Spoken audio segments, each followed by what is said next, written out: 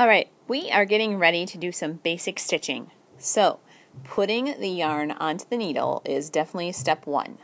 Your needle has a pointed end, which for us, not too pointy, and it has a hole in the needle called the eye. Two ways we're going to work on getting our yarn into our needle. Number one, we're just going to try to put it on just like any other way of stitching. So our eye of our needle is pretty big, and most of the yarn will just fit right through there, and I'm going to pull.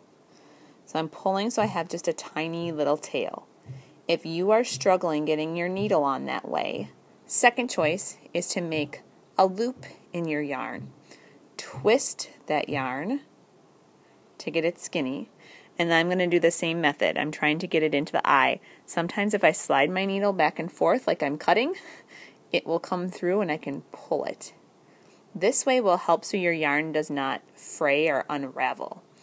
Again, I always just want a little tail on that end, and I am knotting my needle on by crossing those two pieces of yarn like I would tie my shoe and bringing that tail through the loop of my needle and pulling.